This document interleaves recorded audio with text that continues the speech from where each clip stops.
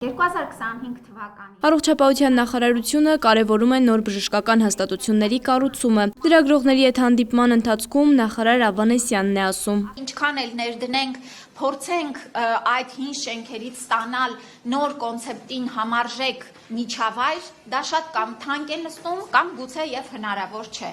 Այս պատճառով է, որ մենք Վանաձորում, ուրեմն եւ այլ քաղաքներում, Գավառում,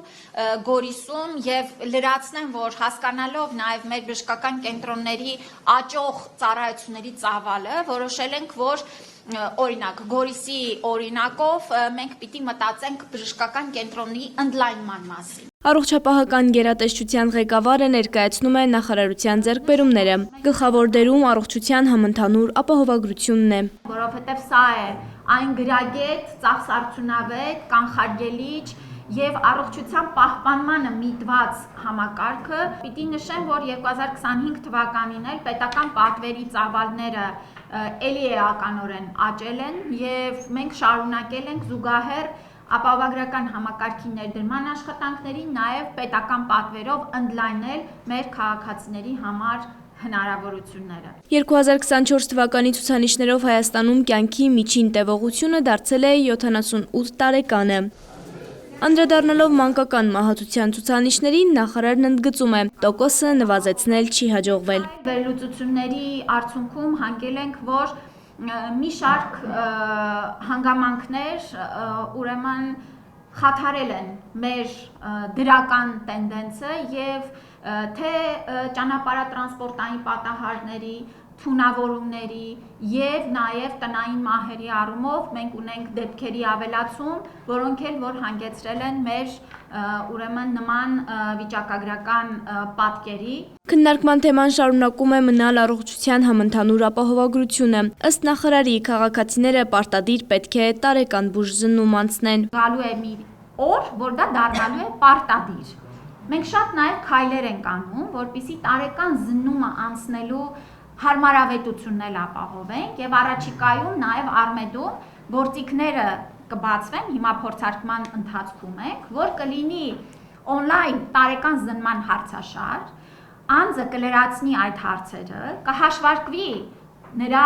հիվանդացության ռիսկի ուղղությունները եւ արդեն շատ ավելի սպეციფიկ հետազոտությունների եւ հետագա քայլերի խորհրդատվություն կստանա։ Նախարարը սիրով բարձրաձայնում է քաղաքացիների տեսակետները։ Նախարարության նորհնում են։ Ստանում եմ օրական մինչև 120 մեսիջ, հաղորդագրություն, նամակ, որոնք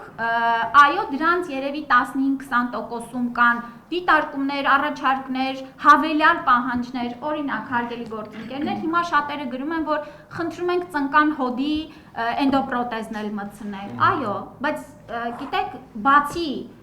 80%-ը, բացի այդ 20%-ի, այսպես առաջարկներ դիտողություններից, 80%-ը շնորհակալություն է, օրհնանք է եւ ի վերջո իրենց գլխավոր կարիքի բավարարման մասով շատ դեպքերում անգամ իրենք զարմանում են, որ սա հնարավոր է։ Զինծառայողների ընտանիքի անդամներն անսահմանափակ հնարավորություն են ունեցել օգտվելու բժշկական ծառայություններից։ Արդյոք ապահովագրության շահառու դառնալուց հետո փոփոխություններ կլինեն։ Մեր պետական պատվերը անսահման չէր, ամբողջական չէր եւ շատ ավելի փոքր ծավալ էր, քան թե ապահովագրության փաթեթն է։ Սա հստակ է եւ ապահովագրական փաթեթում ներառված թե ծառայությունների ցանկը, թե փոխհատուցման գները, թե նաև ծավալները էական տարբեր են պետական պատվերի շրջանակներից։ Հաջորդիվ, այո, այն զինվորականները, որոնք որ ստանում են մինչև 200,000 դրամ եւ նրանց ընտանիքի անդամները շարունակում են օգտվել պետական պատվերի ծրագրերից եւ որևէ երաշխիք հետընթաց չի ապրել։ Անդրադառնալով բժիշկների աշխատավարձին, Անահիտ Ավանեսյանն ընդգծում է, այն բժիշկը, որը բուժման ավարտին արդյունք կստանա, աշխատավարձի բարձրացում կունենա։ 2018 թվականից մինչ այսօր մեր բժշկական անձնակազմերի աշխատավարձերը անընդհատ աճել են եւ դրանք հաջորդիվ էլ շարունակվելու են։ Սա հնարավորություն կտա փոխհատուցման գնի շրջանակներում վերանայել բուժքույրերի եւ սանիտարների աշխատավարձերը։ Եվ մենք սրա հետ շատ հաշտ ենք, բժիշկներն էլ շարունակելու են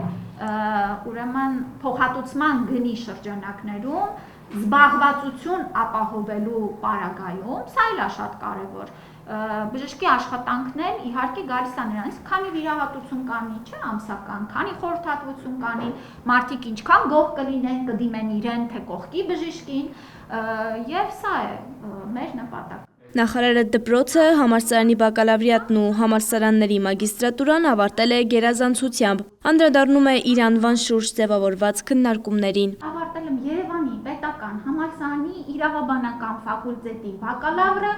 գերազանցությամբ։ Հաջորդիվ ավարտել եմ Երևանի պետական համալսարանի մագիստրատուրան քաղաքացիական իրավունք մասնագիտացմամբ եւ ելի շատ գերազանց առաջադիմությամբ։ Այդ ընթացքում էլ ունեցել եմ առաջնեկից եւ դարձել եմ մամա։ Բա հենց այդ ավանց եմ հասցրել եմ։ Միաժամանակ սովորել է 2 համալսարանում ու հասցրել ունենալ երեխաներ։ Հիմա թոռնիկներ ունենալու ժամանակն է։ Շողեր Ղլիջան, Բեն Անտոնյան, Արմալուր։